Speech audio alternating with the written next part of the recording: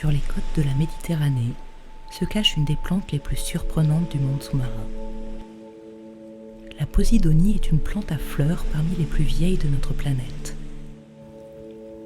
Elle est apparue il y a 120 millions d'années. Considérée à tort comme une algue, elle forme de vastes herbiers entre 0 et 40 mètres de profondeur.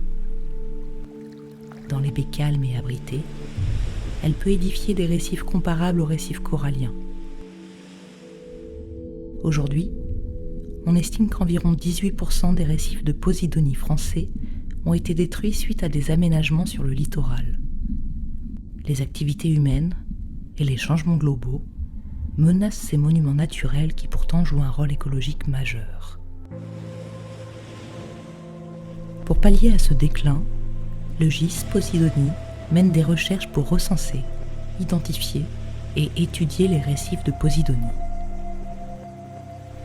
Leurs recherches portent essentiellement sur les récifs qui affleurent au bord des plages. À l'aide d'un drone, chaque récif est alors photographié, géolocalisé et analysé pour pouvoir réaliser des cartographies très précises.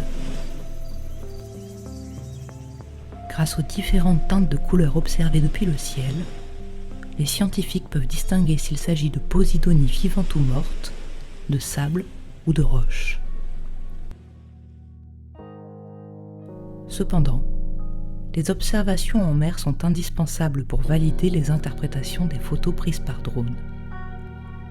Muni d'un GPS et d'une lunette de Calfa, l'ensemble du récif est alors parcouru pour confirmer la nature des fonds et les différents éléments du récif observé.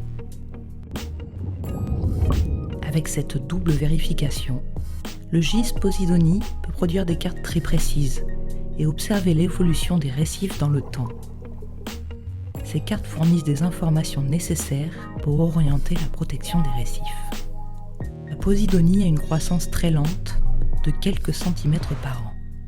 Elle est constituée de feuilles et de rhizomes. Son système racinaire et ses rhizomes forment ce qu'on appelle la matte, une couche dense qui peut atteindre plusieurs mètres d'épaisseur. L'épaisseur de sa matte et l'étendue du récif se forment sur des milliers d'années. En effectuant sa photosynthèse, la Posidonie libère de l'oxygène et emprisonne du CO2 dans sa matte imputrescible. Outre son rôle de régulateur climatique, la Posidonie constitue un écosystème important pour de nombreuses espèces. Dans cet habitat, une multitude d'espèces s'y croisent pour s'y nourrir, s'abriter ou s'y reproduire.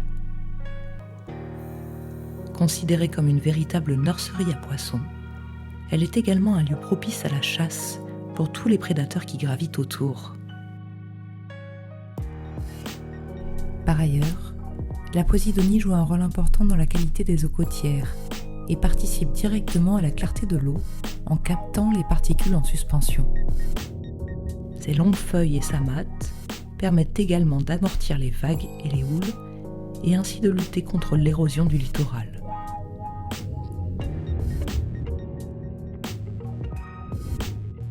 En automne, la Posidonie perd ses feuilles. Balayées par les courants, les feuilles mortes s'accumulent sur les plages et forment d'immenses tas que l'on appelle les banquettes de Posidonie.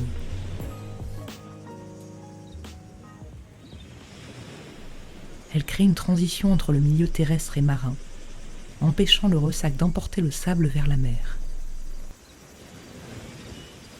Loin d'être des déchets, ces banquettes sont un véritable milieu de vie pour de nombreuses espèces et participent à la stabilisation de nos côtes.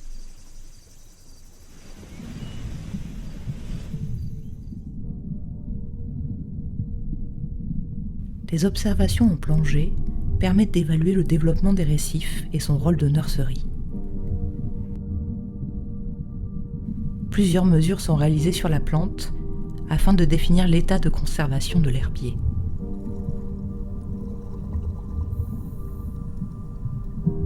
La pression naturelle des oursins et des saupes, qui sont des prédateurs de la Posidonie, est alors évaluée. Ces observations minutieuses, invisibles depuis la surface, permettent d'établir le niveau de santé du récif, la qualité du milieu, et ainsi d'identifier des leviers d'action pour viser à sa conservation.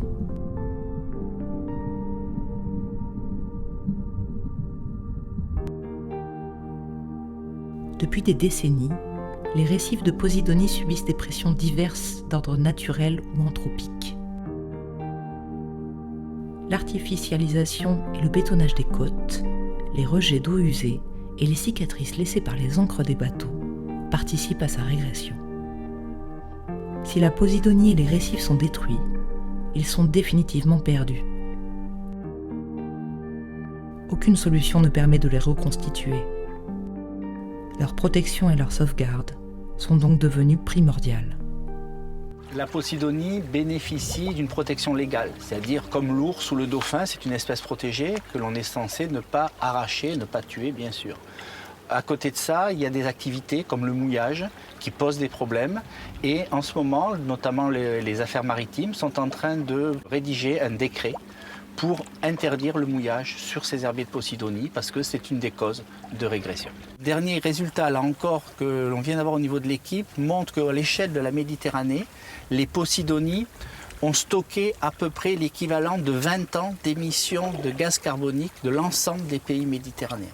Donc vous imaginez s'il y a une destruction même partielle de cet herbier, vous allez avoir tout ce gaz carbonique, tout ce carbone qui a été stocké, piégé dans l'herbier, qui va revenir dans le milieu et qui va renforcer l'impact des gaz à effet de serre.